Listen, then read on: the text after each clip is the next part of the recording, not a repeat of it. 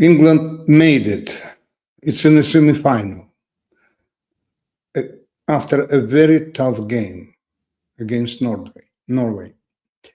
Well, it wasn't a beautiful game, but it was very interesting tactically because it was you can divide it in distinct evolving phases. The first phase was until the hydration camp. That means from the first to the 23rd minute, more or less.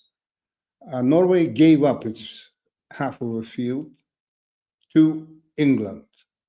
So Norway didn't try even to counter-attack. They just waited for England to come. And England was coming, but England was not coming. It was not running, it was walking. And if you think that 18, 17, 16 players playing in 52.5 meters, because the length of a Miami field is 105, so obviously you don't get many accelerations, you don't get a lot of intensity, you don't get speed. And the wingers of England actually were quite lost, even though Anthony Gordon, in my opinion, really played a decent game. After the hydration break, all of a sudden, Norway accelerated. They really started pushing England. England was in absolutely clear difficulty. And obviously, Norway scored. Norway scored in a very sort of awkward situation because Harry Kane lost the ball in a center circle. He complained to the referee because, I mean, he was sure that a foul was committed against him, but no, and the ball went to the Norway's left, and Andreas Skjoldrup, I still don't understand, was it a cross or was it a shot? But it went into the net, to a far post. Let's say that Andreas has been decisive in the game against Brazil.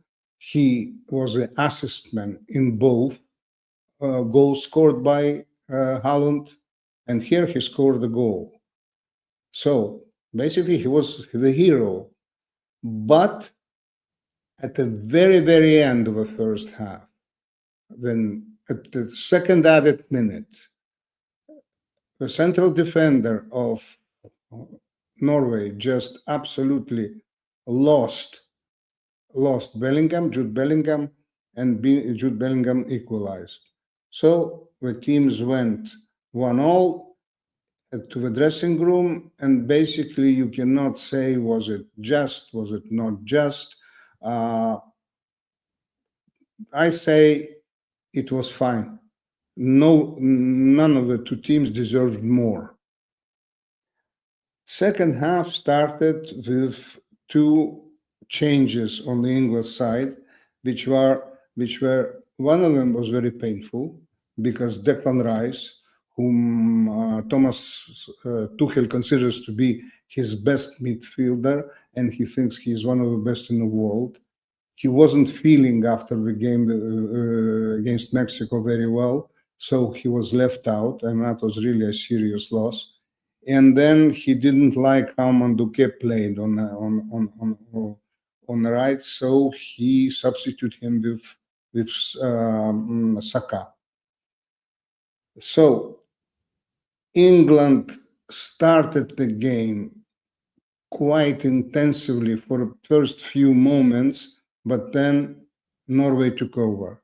Norway took over, and Norway was very, very dangerous, really. They moved the ball fast. They themselves moved very fast. It was very difficult to follow all of them. And the English defense was in great difficulty, and midfield as well. So on the 67th minute, a really important change took place. because Solbakken, the coach of Norway, probably he felt likely that now is the time to push, because England seemed to be out of energy.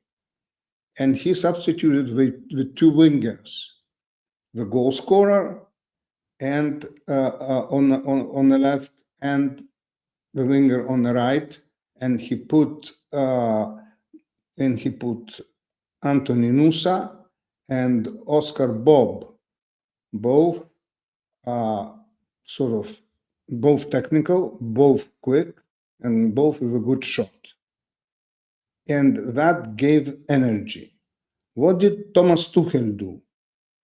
I was really, at that time, I was a little bit surprised, because he substituted Anthony Gordon, who to me seemed one of the best on the pitch. He substituted him with Reece James, who's a defender. So I thought to myself that he is now trying to hold the line, he's trying to hold off Norway. And basically, Norway did continue to have that initiative. But with time, it took him about 20 minutes to Thomas Tuchel to more or less balance the team. Not more or less, but quite. It was playing 4-2-3-1, and he transformed it into 4-4-2, in my opinion, because Rodgers came onto the pitch. Bellingham moved forwards towards Kane, and James went to his natural position of a right back. And as they came in, and so it was really a line of 4 midfielders, 4 defenders, and 2 attackers. And that the game became equal, actually. Kane and Haaland had terrible games, both. First of all, they looked after them, the defenders, very carefully. They didn't concede any space. And on the other hand, both of them were not very inspired. Harry Kane, I can't even remember one clean possibility to score. And Haaland, I can remember 2 or 3 headers. That's about it. And well, when teams went into overtime, which was logical, because that's how the game developed, in extra time, England, which already was tactically understandable and readable and playable, they could play. What happened is, sometimes football is very strange, really.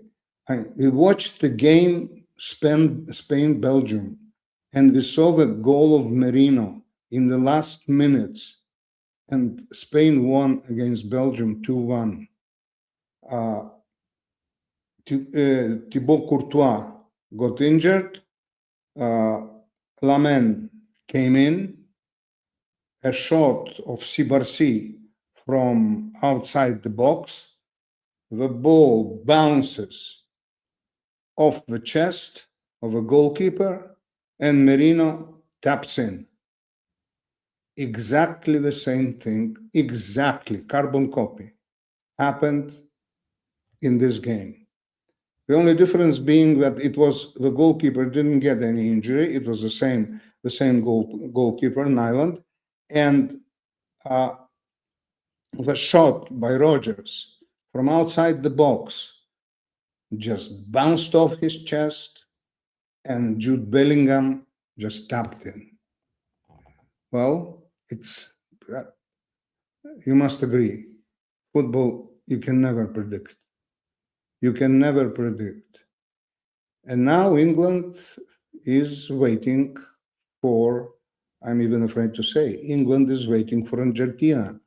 I don't know if the Swiss agree with that, but that's how it is.